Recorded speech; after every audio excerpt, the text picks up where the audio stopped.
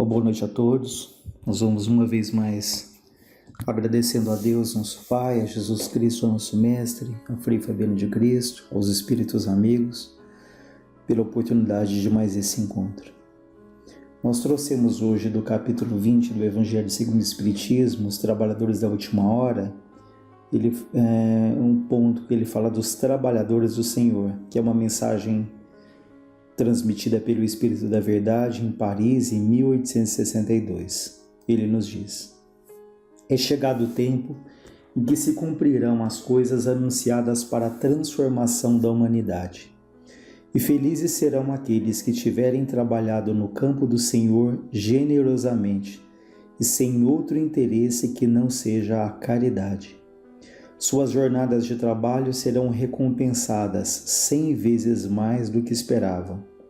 Felizes serão os que houverem dito a seus irmãos: trabalhemos juntos, unamos nossos esforços a fim de que o Senhor encontre a obra terminada quando chegar.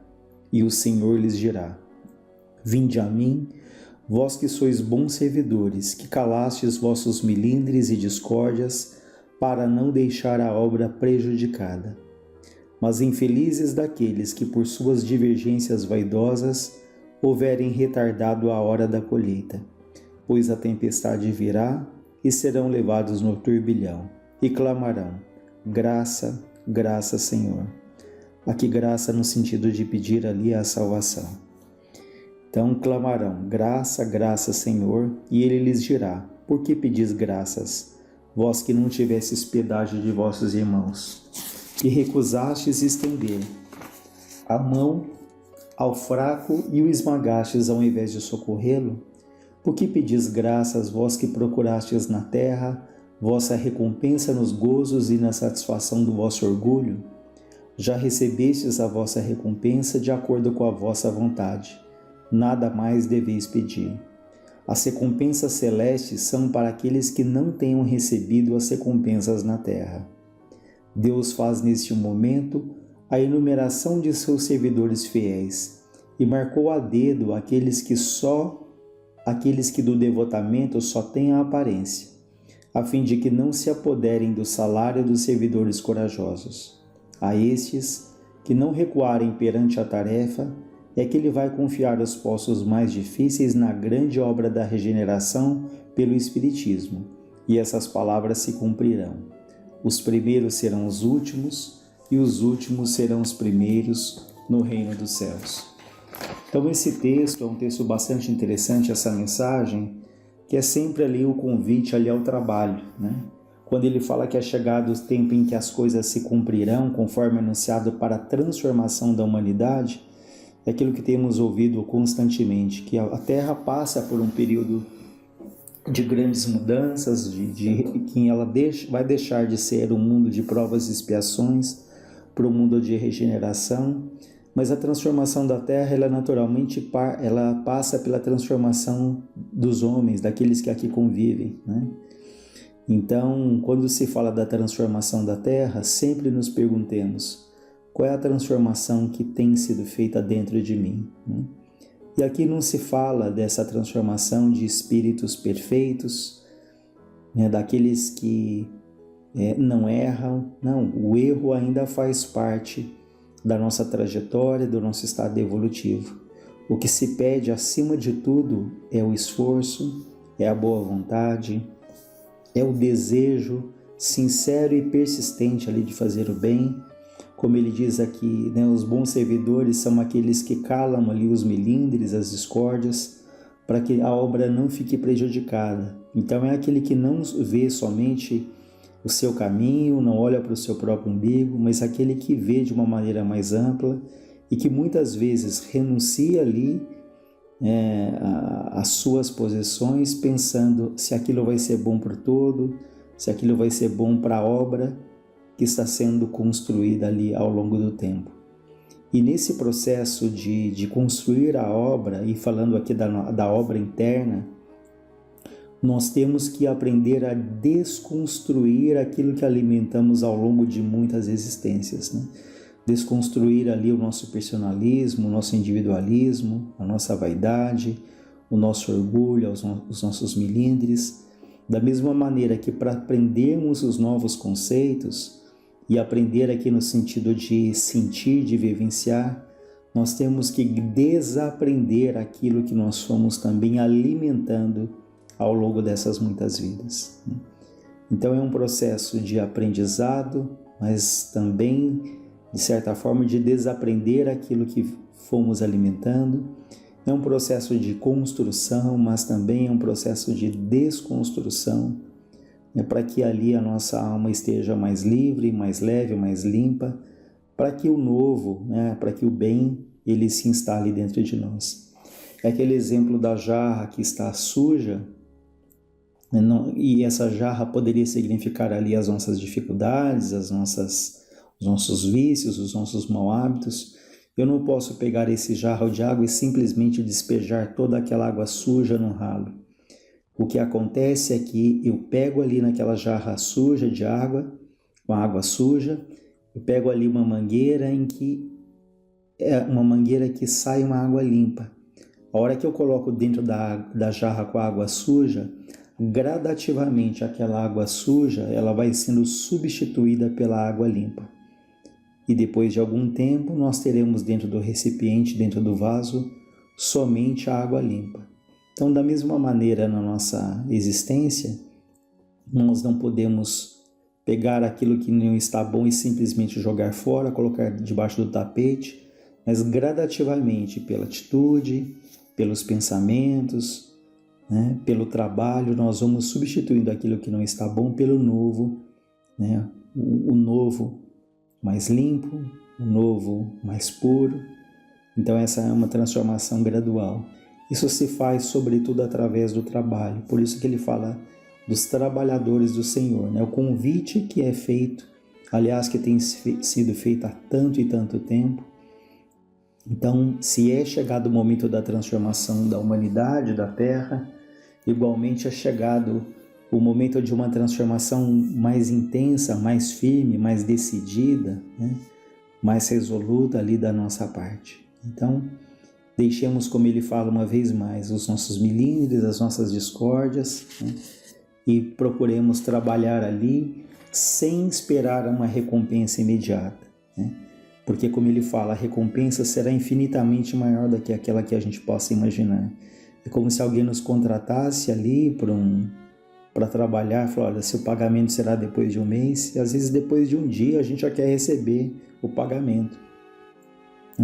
Ou a gente fala, poxa, mas pelo menos um vale, eu preciso do primeiro dia de trabalho. E o pagamento, ele só vem no final, E talvez esse pagamento, ele já seja parte do trabalho, ou seja, ao longo do tempo, esse pagamento a gente já vai sendo recompensado de que maneira? Tendo ali a consciência tranquila, fazendo a parte que nos cabe, e isso não tem preço. É como alguém ali que sobe uma montanha e lá do alto ele tem uma visão bastante privilegiada. Ele vê ali toda a extensão, todo o campo, as cidades, se ele está do alto de uma montanha. Mas para chegar até o alto dessa montanha, houve uma longa caminhada. Mas a recompensa não precisa ser necessariamente só quando ele chega lá no topo. Ao longo dessa caminhada, ele pode parar, ele pode descansar na sombra de uma árvore, ele pode tomar ali água de uma fonte, ele pode perceber a vegetação, a natureza ali em volta, Enfim, ao longo da caminhada, que essa caminhada muitas vezes é dura, é íngreme, ele tem ali seus momentos de repouso, de beleza, Então, não necessariamente essa recompensa se faz só quando chega lá em cima, mas ele pode, ao longo dessa caminhada, ter esses momentos de beleza que ele admira, e ele só admira se ele para, se ele percebe, se ele valoriza, se ele agradece ali essa caminhada. Então, ao longo da vida, como ele fala, as recompensas serão infinitamente maiores, mas isso não quer dizer que na nossa trajetória nós não tenhamos momentos de alegria, de felicidade. Nós temos a obrigação de aprender com os erros, mas também temos a obrigação de valorizarmos e de criarmos ali, construirmos momentos de alegria, Porque Deus nos concede ali esses momentos. Então, esse convite ali para o trabalho, como ele nos fala. E no livro Pontos e Crônicos, que é um livro com psicografia do Chico Xavier, que são contos do Irmão X, tem ali um relato, um texto que nos ajuda a fortalecer esse conceito. Chamou o discípulo de perto. Efraim, filho de Atade, tão logo soube que Jesus se rodeava de pequeno colégio de aprendizes diretos para a enunciação das boas novas, veio apressado em busca de informes precisos, de informações precisas sobre Jesus, sobre o trabalho que ele desenvolvia. Divulgava-se com respeito ao Messias toda sorte de comentários. O povo se mantinha oprimido, respirava-se em toda parte o clima da dominação. Mas Jesus curava, consolava, bendizia, chegara a transformar água em vinho numa festa de casamento. Não seria ele o príncipe esperado com suficiente poder para redimir o povo de Deus?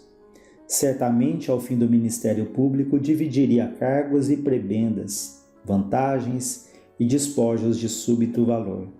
Vejam a imagem que esse Efraim ele alimentava de Jesus aquilo que ele ouvia e o que passava pela cabeça dele, Que ao final Jesus dividiria cargas, vantagens.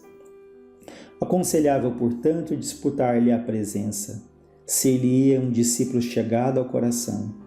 De cabeça inflamada em sonhos de grandeza terrestre, Efraim procurou o Senhor, que o recebeu com a bondade de sempre, embora tisnada de indefinível melancolia. O Cristo havia entrado vitorioso em Jerusalém, mas achava possuído de uma manifesta angústia.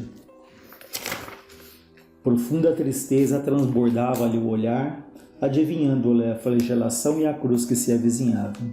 Sereno e afável, Jesus pediu a Efraim que lhe abrisse o coração. Senhor, disse o rapaz, ardendo de idealismo, aceita-me por discípulo. Quero seguir-te igualmente, mas eu desejo um lugar mais próximo de teu peito compassivo. Venho disputar-te o afeto, a companhia permanente. Pretendo pertencer-te de alma e coração. Jesus sorriu e falou calmo. Tenho muitos seguidores de longe. Aspiras, portanto, à posição do discípulo de perto? Veja, eu vou até repetir porque esse trecho aqui, ele dá a tônica dos ensinamentos que virão posteriormente. Tenho muitos seguidores de longe.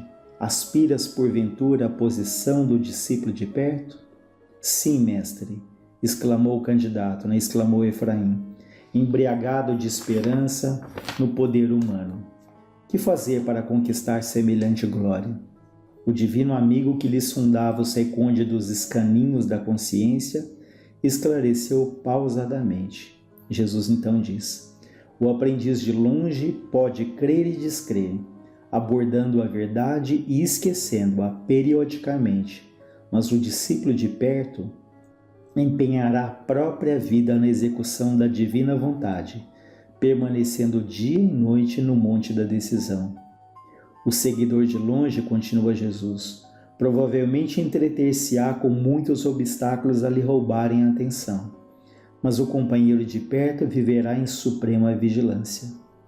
O de longe sente-se com liberdade para buscar honrarias e prazeres, misturando-os com as suas vagas esperanças no reino de Deus, mas o de perto sofrerá as angústias do serviço sacrificial e incessante. O de longe dispõe de recursos para encolerizar-se e ferir. O de perto armar-se-á através dos anos de inalterável paciência para compreender e ajudar. O de longe alegará dificuldades para concentrar-se na oração, experimentando sono e fadiga. O de perto, contudo, inquietar-se-á pela solução dos trabalhos e caminhará sem cansaço em constante vigília. O de longe respirará em estradas floridas, demorando-se na jornada quanto deseje. O de perto, porém, muitas vezes, seguirá comigo pelo atalho espinhoso. O de longe dar-se a pressa em possuir. O de perto, no entanto, encontrará o prazer de dar sem recompensa. O de longe somente encontrará alegria na prosperidade material. O de perto descobre a divina lição do sofrimento. Veja, ele não fala do divino prazer, da divina alegria do sofrimento. Ele fala da divina lição, né? Que o sofrimento, ele é difícil, mas ele nos traz a lição. O de longe padecerá muitos melindres. O de perto encher-se-á de fortaleza para perdoar sempre e recomeçar o esforço do bem quantas vezes se fizerem necessárias. O de longe não cooperará sem honras. O de perto servirá com humildade, obscuro, silencioso, discreto, e feliz. O de longe adiará os seus testemunhos de fé e amor perante o Pai. O de perto, entretanto, estará pronto a aceitar o martírio em obediência aos celestes desígnios a qualquer momento. Após longa pausa, fixou em Efraim os olhos doces e indagou. Jesus pergunta: aceitarás mesmo assim? O candidato, algo confundido, refletiu e exclamou: Senhor, os teus ensinamentos me deslumbram. Vou à casa de Deus agradecer ao Santo dos Santos e volto dentro de 1 hora, a fim de abraçar-te o sublime apostolado sob juramento. Jesus aceitou-lhe o amplexo efusivo e ruidoso. Despediu-se dele sorrindo, mas Efraim, filho de Atade, nunca mais voltou. Então é um relato bastante interessante, de que seguir a Jesus, aí no caso seguir ali os seus preceitos, o Evangelho, nem sempre é uma tarefa fácil, nem sempre é uma tarefa cômoda, Então nós queremos tanto essa proximidade do Cristo, queremos tanto essa paz que tanto se fala, mas fica muito claro que isso é uma caminhada, é uma conquista de cada um. Tanto que Jesus disse: vinde a mim todos os que estáis cansados e aflitos, e eu vos aliviarei. Então aí é um verbo, vinde, ou seja, nós temos que ir ao encontro do Cristo. Ele está sempre ali, nos esperando, sempre pronto a nos ajudar, mas isso exige uma atitude, um movimento nosso em direção a Ele. E quando Ele diz que Ele nos aliviará, ou seja, Ele não vai retirar os nossos problemas, Ele não vai ali nos abster das lutas que são necessárias, de grandes aprendizados, mas certamente Ele vai nos aliviar para que a nossa caminhada se faça mais segura, mais persistente. Então fica aí esses aprendizados desses 2 textos, dos trabalhadores do Senhor, para que o nosso trabalho seja constante, persistente, que deixemos pouco a pouco tantos melindres, tantas discórdias, pensando na obra maior, e façamos ali essa transformação, como foi dito da transformação do mundo, mas que façamos dentro de cada um de nós essa transformação. Então, que luz se faça na terra, que luz se faça dentro de cada um de nós.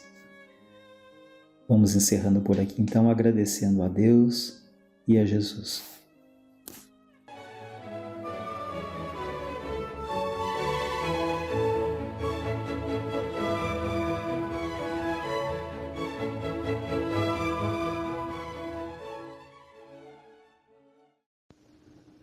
Boa noite a todos.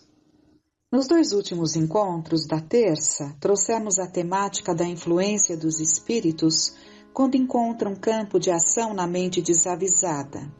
Analisamos o capítulo Segredos do Além, do livro Devassando o Invisível, de Ivone Pereira, em que vimos como se dá um processo de sugestão quase hipnótico que pode ser responsável por muitos dos desastres ocorridos entre nós. Para que não fiquem dúvidas, porque pode causar estranheza a quem ainda não está familiarizado com as complexidades das obsessões, vamos ver através da psicografia de Chico Xavier, no livro Libertação, exatamente a mesma situação. Dessa vez observada e relatada por André Luiz, quando junto do instrutor Gúbio, partem em tarefa específica numa região que não era de cavernas infernais, mas atingiram grande império de inteligências perversas e atrasadas, anexo aos círculos da crosta, onde os homens terrestres lhes sofrem permanente influenciação. E André Luiz relata em dado momento: aproximamo-nos, porém, das janelas que nos comunicavam com o exterior, e reparei que o espetáculo era digno de estudo. Os diálogos e entendimentos surpreendiam, quase todos se referiam à esfera carnal. Dirigi-me a Gúbio buscando esclarecimento. Não mediste ainda, respondeu Prestimoso, a extensão do intercâmbio entre encarnados e desencarnados. A determinadas horas da noite, 3/4 partes da população de cada um dos hemisférios da crosta terrestre se acham nas zonas de contato conosco, e a maior percentagem desses semilibertos do corpo, pelo sono, pela influência natural do sono, permanecem detidos nos círculos de baixa vibração, qual este, em que nos movimentamos provisoriamente. Por aqui, muitas vezes se forjam dolorosos dramas que se desenrolam nos campos da carne.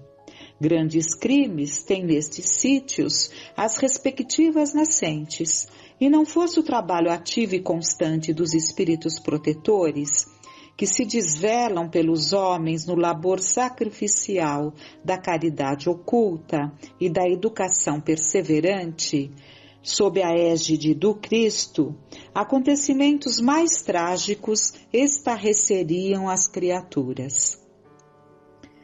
De alma voltada para as noções da vida imensa que o ambiente sugeria, rememorei, diz André Luiz, o curso incessante das civilizações. Pensamentos mais altos clarearam meus raciocínios. A bondade do Senhor não violenta o coração. O reino divino nascerá dentro dele e a maneira da semente de mostarda que se liberta dos envoltórios inferiores medrará e crescerá gradativamente sob os impulsos construtivos do próprio homem. Então aquilo que o deixou assustado num primeiro momento, dado o quadro que foi possível que ele percebesse nessa excursão que fizeram, num trabalho específico, buscando ali ajudar determinados espíritos que se encontravam em situações dificílimas, ele, nesse dado momento, tudo clareia para ele. E ele compreende, mesmo nessas zonas tão dolorosas, ele compreende a bondade de Deus em tudo e compreende ali a oportunidade de crescimento de cada um onde quer que se encontre. E continuando, que temerária concepção há de um paraíso fácil. Gúbio percebeu minha posição mental e falou em socorro de minhas pobres reflexões íntimas. Sim, André, a coroa da sabedoria e do amor é conquistada por evolução, por esforço, por associação da criatura aos propósitos do Criador. A marcha da civilização é lenta e dolorosa. Formidandos atritos se fazem indispensáveis para que o espírito consiga desenvolver a luz que lhe é própria. O homem encarnado vive simultaneamente em 3 planos diversos. Assim como ocorre a árvore que se radica no solo, guarda ele raízes transitórias na vida física, estende os galhos dos sentimentos e desejos nos círculos de matéria mais leve, quanto o vegetal se alonga no ar e é sustentado pelos princípios sutis da mente. tanto quanto a árvore é garantida pela própria seiva. Na árvore temos raiz, copa e seiva por 3 processos diferentes de manutenção para a mesma vida. E no homem, vemos corpo denso de carne, organização perispirítica em tipo de matéria mais rarefeita e mente, representando 3 expressões distintas de base vital com vistas aos mesmos fins. Segundo observamos, o homem exige para sustentar-se no quadro evolucionário segurança relativa no campo biológico, alimento das emoções que lhe são próprias nas esferas de vida psíquica que se afinam com ele e base mental no mundo íntimo. A vida é patrimônio de todos, mas a direção pertence a cada um. A inteligência caída precipita-se despenhadeiro abaixo, encontrando sempre, nos círculos inferiores que elege por moradia, milhões de vidas inferiores, junto às quais é aproveitada pela sabedoria celestial para maior glorificação da obra divina. Na economia do Senhor, coisa alguma se perde, e todos os recursos são utilizados na química do infinito bem. Então, mesmo aqueles que agem no mal e alcançam o outro, na verdade, sem que deseje nem mesmo perceba, trabalha para Deus. Porque onde quer que estejamos, mesmo dentro dessas situações mais dolorosas, mesmo ainda aguardando sintonia com determinados espíritos que nos levam, que podem nos levar a nos sugestionarmos a ponto de vivenciarmos tantas situações difíceis, mas mesmo assim, de tudo isso, nós estamos tirando aprendizado. Então, que despertemos o quanto antes para essas realidades que nos ajudarão a nos imunizarmos, a nos fortalecermos para evitarmos tantos desastres. Nós não precisamos aprender exatamente com a dor. Há outras formas de nós buscarmos este caminho da nossa redenção. Então vamos continuar. O instrutor confiou-se à pausa mais longa e concentrei minha atenção numa dupla feminina que conversava rente à grade. Certa mulher, já desencarnada, dizia para a companheira, ainda presa à experiência física, parcialmente liberta nas asas do sono. Notamos que você, ultimamente, anda mais fraca, mais serviçal. Estará desencantada quanto aos compromissos assumidos? A interpelada explicou um tanto confundida. Acontece que João, que é o marido dela, se filiou a um círculo de preces, o que de alguma sorte nos vem alterando a vida. A outra deu um salto à retaguarda, ao modo de um animal surpreendido, e gritou: orações? Você está cega quanto ao perigo que isso significa? Quem reza cai na mansidão. É necessário espezinhá-lo, torturá-lo, feri-lo, a fim de que a revolta o mantenha em nosso círculo. Se ganhar piedade, estragar-nos-á o plano, deixando de ser nosso instrumento na fábrica. A interlocutora, no entanto, observou ingênua. Ele se diz mais calmo, mais confiante. Marina, obtemperou a outra intempestiva. Você sabe que não podemos fazer milagres e não é justo aceitar regras e intrugices de espíritos acovardados que, a pretexto de fé religiosa, se arvorem ditadores de salvação. Precisamos de seu marido e de muitas outras pessoas que a ele se agregam em serviço e em nosso nível. O projeto é enorme e interessante para nós. Já esqueceu quanto sofremos? Eu de mim mesma tenho duras lições por retribuir. E batendo-lhe esquisitamente nos ombros, acentuava. Não admito encantos espirituais. A realidade é nossa e cabe-nos aproveitar o ensejo integralmente. Volte para o corpo e não ceda a 1 milímetro. Corra com os apóstolos improvisados, fazem-nos mal. Prenda João, controlando-lhe o tempo. Desenvolva serviço eficiente e não o liberte. Fira-o devagarinho. O desespero dele chegará por fim, e com as forças da insubmissão que forem exteriorizadas em nosso favor, alcançaremos os fins a que nos propomos. Nada de transigência. Não se atemorize com promessas de inferno ou céu depois da morte. Em toda parte a vida é aquilo que fazemos dela. Boquiaberto, com que me era dado perceber, reparei que a entidade astuta e vingativa envolvia a interlocutora em fluidos sombrios, à maneira dos hipnotizadores comuns. Enderecei olhar interrogativo ao nosso orientador, que após haver atenciosamente acompanhado a cena, informou prestimoso. A obsessão desse teor apresenta milhões de casos. De manhãzinha, na esfera da crosta, esta pobre mulher, vacilante na fé, incapaz de apreciar a felicidade que o Senhor lhe concedeu num casamento digno e tranquilo, despertará no corpo de alma desconfiada e abatida.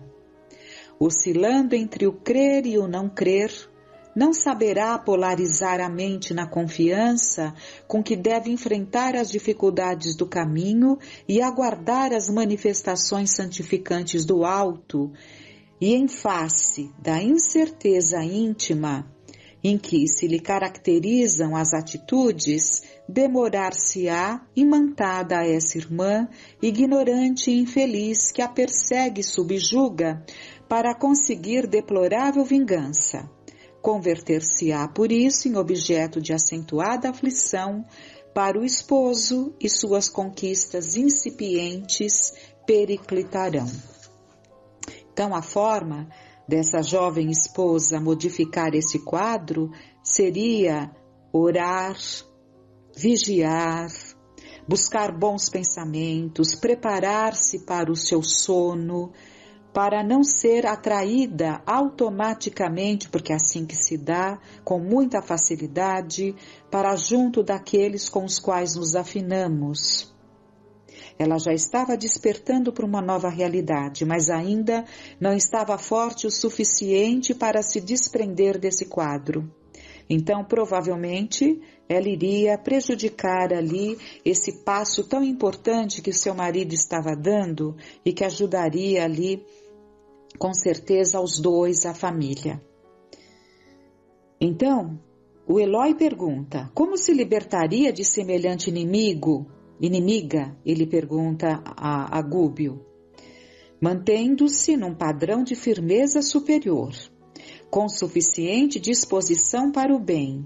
Com esse esforço nobre e contínuo, melhoraria intensivamente os seus princípios mentais, afeiçoando-os às fontes sublimes da vida, e ao invés de converter-se em material absorvente das irradiações enfermiças e depressivas, passaria a emitir raios transformadores e construtivos em benefício de si mesma e das entidades que se lhe aproximam do caminho. Esse é um ponto muito importante, porque a nossa melhoria acaba por alcançar aqueles que insistem em nos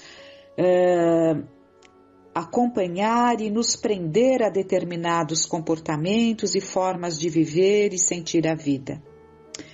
Em todos os quadros do universo, somos satélites uns dos outros. Os mais fortes arrastam os mais fracos, entendendo-se, porém, que o mais frágil de hoje pode ser a potência mais alta de amanhã, conforme nosso aproveitamento individual. Expedimos raios magnéticos e recebemos-los ao mesmo tempo. É imperioso reconhecer, todavia, que aqueles que se acham sob o controle de energias cegas, acomodando-se aos golpes e sugestões da força tirânica, emitidos pelas inteligências perversas que os assediam, demoram-se longo tempo na condição de aparelhos receptores da desordem psíquica. Muito difícil reajustar alguém que não deseja reajustar-se. Esse é o ponto. A ignorância e a rebeldia são efetivamente a matriz de sufocantes males. Então temos que tomar muito cuidado com a ignorância. É preciso que nos desenvolvamos intelectualmente, porque é o conhecimento que nos leva, que nos ajuda a nos desenvolvermos moralmente. E a rebeldia, que é esse afastamento de Deus, é nos revoltarmos contra o Pai que nos criou. Então a ignorância e a rebeldia são efetivamente a matriz de sufocantes males. Analisemos cuidadosamente os aprendizados que nos foram trazidos nesta noite. E se desejamos ter uma noite boa de sono para acordarmos dispostos e reconfortados, devemos arejar nossa mente e bafejá-la de coisas boas. O espírita, por descortinar esse mundo invisível, aspira a participar de estudos, de trabalhos no bem, aspira por desfrutar o convívio com afetos queridos, no desprendimento parcial pelo sono. E Leon Denis nos alertou: queres saber como são suas noites? Observe como são seus dias. Então que essa aspiração se traduza em atos, em comportamentos, em cuidados com a nossa casa mental, que nos favoreçam isso que aspiramos, que nos foi trazido pelo conhecimento. Mas é preciso que a cada dia nos preparemos para esta noite. Então acho que todos nós compreendemos o alcance dessas respostas que nos foram trazidas. Um dia desses, ouvi alguém dizendo que estava numa fase que desejava paz e não importava de onde viesse. Não tinha intimidade para perguntar o que seria isso exatamente, mas fiquei pensando o quanto temos de nos policiar para só pedirmos a Deus e a Jesus, que nos presenteou: a minha paz vos dou, a minha paz vos deixo. Essa moça que acabamos de ver, que provavelmente conseguiria afastar o marido do caminho que poderia ter conduzido os dois para uma paz íntima, estava mentalmente ligada a espíritos vingativos com quem se sentia compromissada.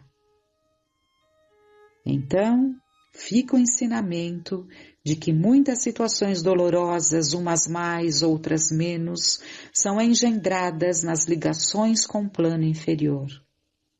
Que Deus nos ajude a iluminar a nossa mente e nos fortalecermos no dever cumprido, que nossas mentes e nossas mãos possam sempre se voltar para o bem. Tenhamos uma noite de